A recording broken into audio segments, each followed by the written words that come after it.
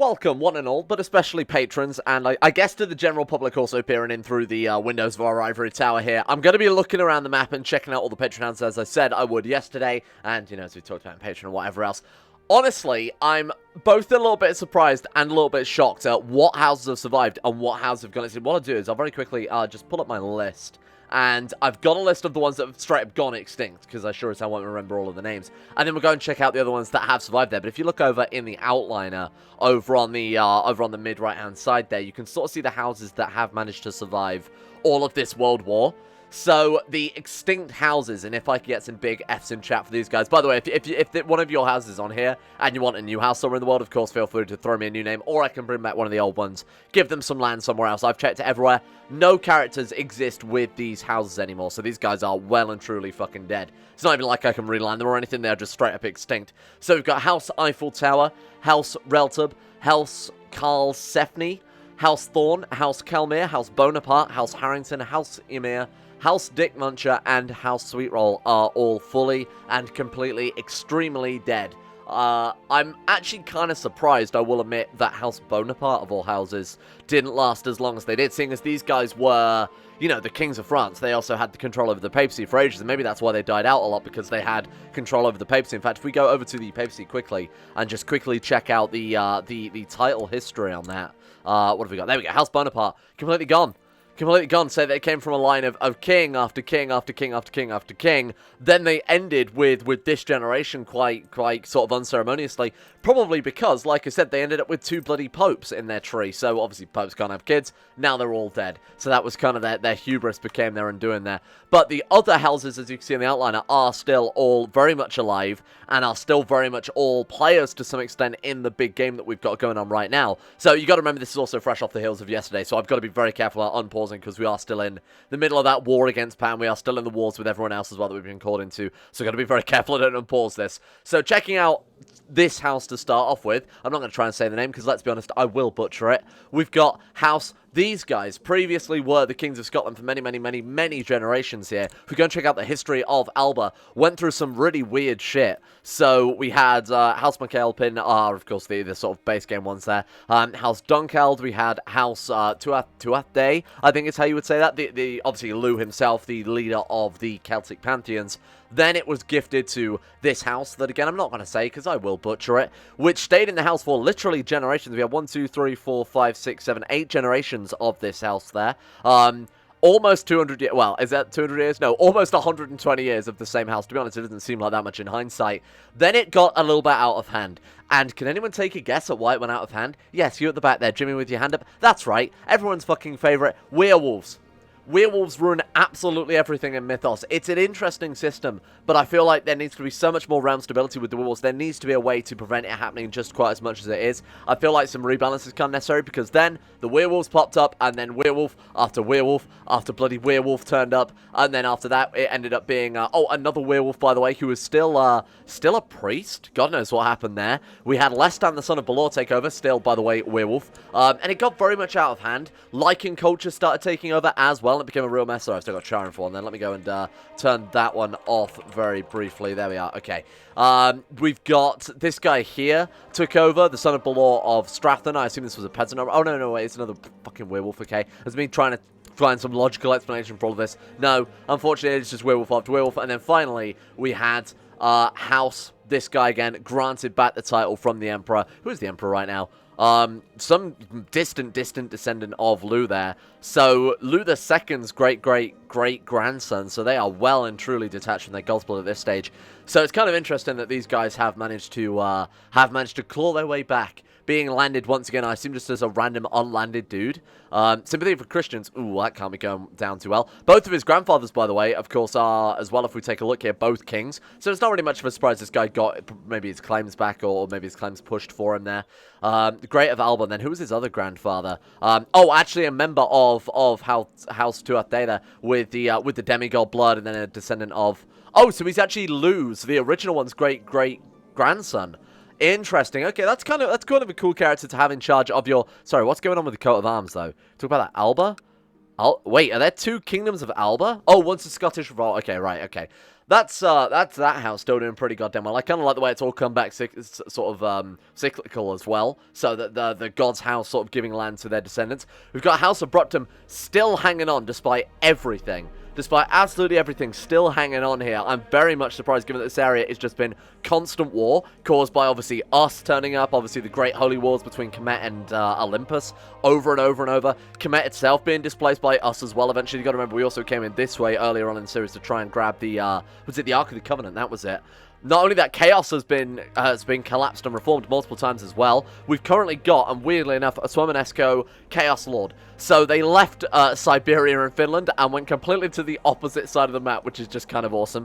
Why? How did this even happen?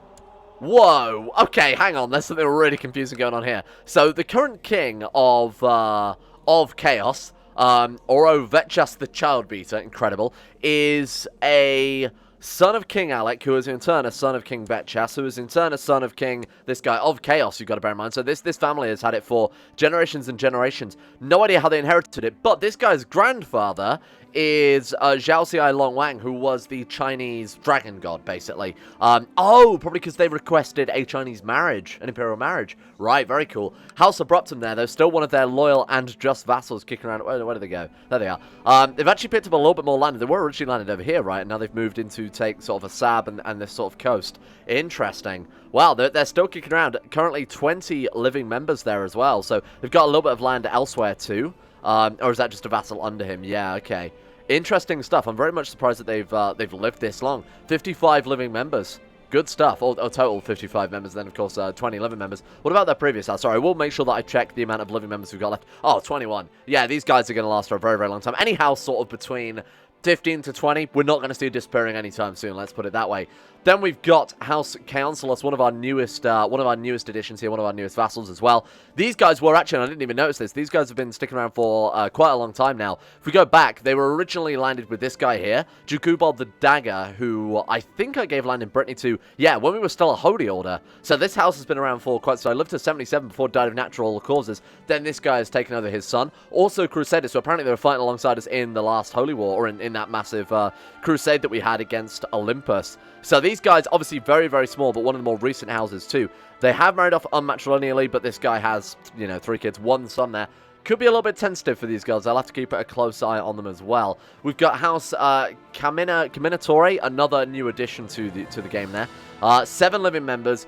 30 total, so this is one of the sort of pre-existing houses. Like I said, one of the ways I started doing it from now on, I used to make a whole new house for people and add that in, but what we found out was they were very, very quickly dying out. So I've started to take, you know, pre-existing landing houses, the ones that are generated by the game, so I'm not taking like House Carling and renaming it, but a house that had sort of a nondescript name, renaming those guys so the house did stand a good chance, and then buffing up the original founding member. So we've got King Julian the Wise here, of House Caminatore, who is a crusader, a very temperate, just, good Christian man through and through. It's good fighting alongside enemies, of course, Provençal's culture, which is Aquistion, right, from what I recall. I think that's a, it's not CK2 Plus that changes that. I don't remember in hindsight, but that is what that one is, and of course they're the same culture as us there. Very nice.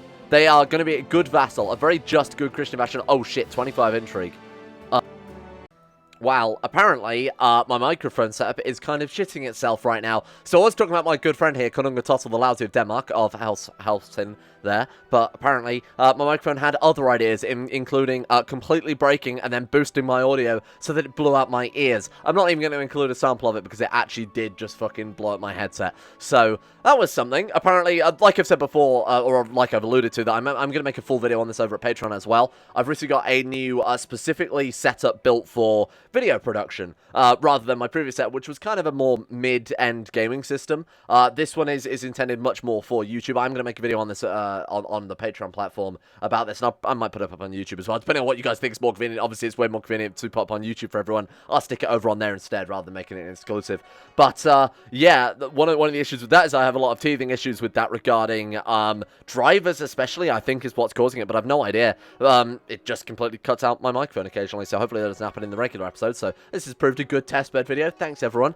But I was talking about my good friend here, like I was saying, Konungatottel the Lousy of Denmark, who is of Helsen. House of Helsen there. These guys have been around in Denmark since Odin himself conquered it many, many eons ago. And they've held it for hundreds of years since, over the course of 1, 2, 3, 4, 5, 6, 7, 8, 9 characters. Very impressive. I'm kind of surprised they've lasted as long as they have, given all the massive amount of Holy Wolves. They are right on the front line here, obviously in Denmark, right next to the HRE, right next to us as well. Asgard, they fought Russia. They did grab a load of land over in Lithuania, Latvia area too. It's been a complete mess for these guys, and to say that they're still around is a testament to their skill and character. Although I did take the capital away from them yesterday, so they're not best pleased about that. We do, of course, have the capital of Denmark there, which is pretty funny. These poor boys have also lost all of their artifacts too, so they did have some very sort of specific dynasty artifacts, but now instead, and this is very, very cool, they've picked themselves up 1, 2, 3, 4, 5, 6, 7, 8 Damascus steel swords as well. Not very creative with the names. They've got 4 times Fate. 4 Fates, 1 Ruby, 1 Requiem, and 1 Retribution there. If they traded that with China, that would be like 40,000 favor. I don't think the air is smart. Well, clearly the air is not smart enough to do that and call an invasion on us or anything like that. But they are sitting on a gold mine in terms of Damascus steel there. It's fairly impressive. God knows how they fucking done it. Whoa, Ancestral Sword of the Cumrag Dynasty. Whoa. They've been going around grabbing everyone else's swords. Of Helsen. Oh, no, wait. Apparently they've just grabbed... of the Billa Dynasty. Okay. Of Helsen. Wait, what the fuck? I swear that said of... Wait, Helsen. Ah, there we are, Cumrag Dynasty. Wow, so they've grabbed a couple of other people's and then forged about 5 of their own fucking things. Guess you've just got mountains, and they do have mountains of money as well. So I guess that's what they've been spending on, just a gigantic sword collection. Ryugawagateki woke her out, big old weebs. Okay, what have we got kicking around next? We've got, speaking of the devils, House Cumrag, who have been brought to their knees by the power of course, the Scions of the First Dawn there. We are now the liege lord of this filthy druidic pagan. They are a virtuous man, though, so I do have to give them a little bit of... So all heathens one day will be redeemed. This guy, too. Kwang Armor II of Seville. Can we demand religious conversion right? Obviously, I wouldn't do that out of a regular video anyway. Must be at peace. When we're at peace, these guys are going to be the first ones on the chopping block for Christianity. They say no. Their shit's getting revoked. Okay, how many living members we got? 41 living members there of House Cumrag as well. Are they landed elsewhere?